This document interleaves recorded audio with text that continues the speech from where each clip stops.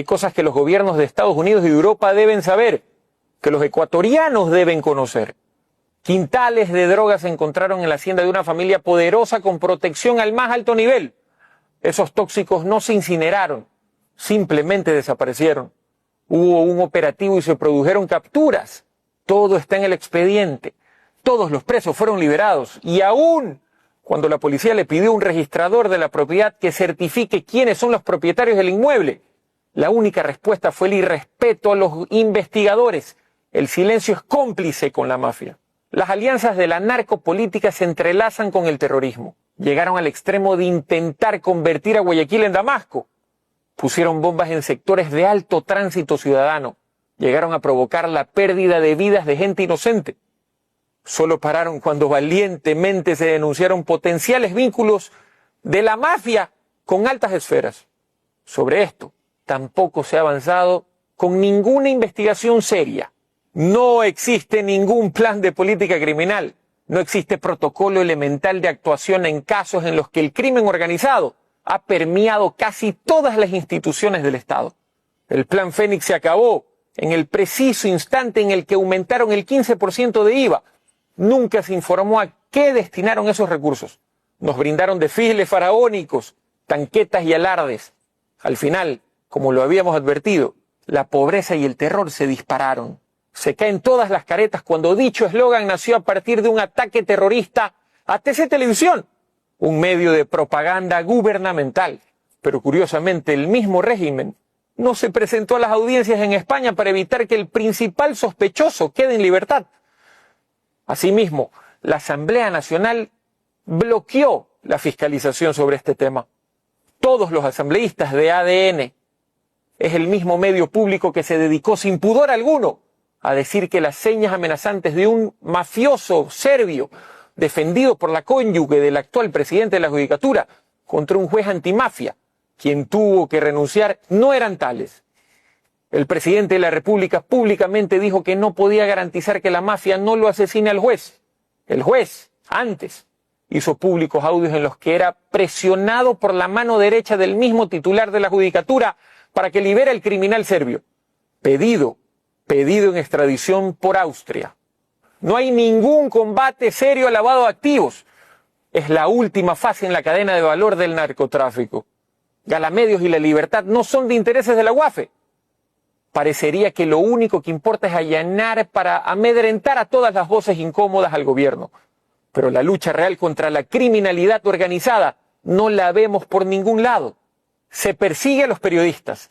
Se intenta desde el gobierno crear nuevas normas para amordazar más a la prensa, ignorando la línea jurisprudencial de la Corte Interamericana, que es de obligatorio respeto por parte del Ecuador.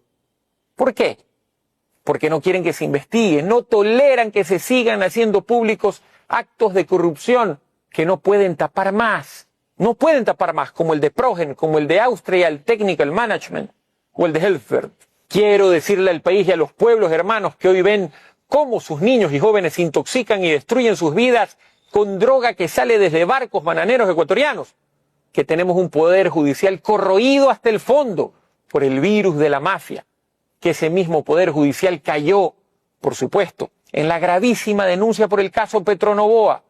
No es cierto que los denunciantes no se presentaron a reconocer sus firmas, lo hicieron, pero luego recibieron amenazas, presiones criminales, y la Fiscalía, pese a la contundencia de los indicios recabados, miró para otro lado.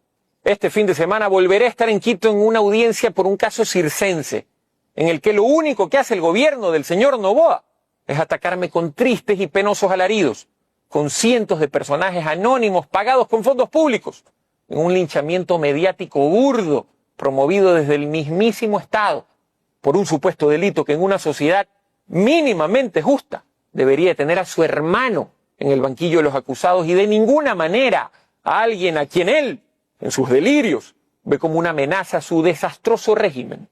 Yo soy culpable de creer en lo que creo. Sostengo que el país necesita un plan de política sanitaria, un plan de política ambiental. Necesitamos invertir en profesores y médicos, en arte y cultura, en bienestar animal, en parques y teatro, en espacios para el deporte, en generación de nuevos conocimientos, en agricultura, en tecnologías.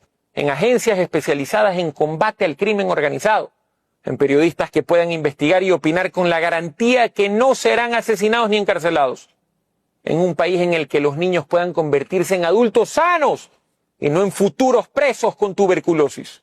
Iré a una audiencia porque para el gobierno de Daniel Noboa soy culpable de ser una amenaza para su reino del terror, para su patética gestión.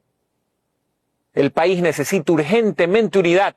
Es el momento de que la ciudadanía reflexione sobre si perseguirme por hacer obras que el gobierno no hace va a cambiar la inseguridad y los secuestros, el desempleo o la crisis hospitalaria. Yo no puedo rendirme, soy hijo de una ciudad que nunca le tuvo miedo a piratas ni a degenerados de baja ralea.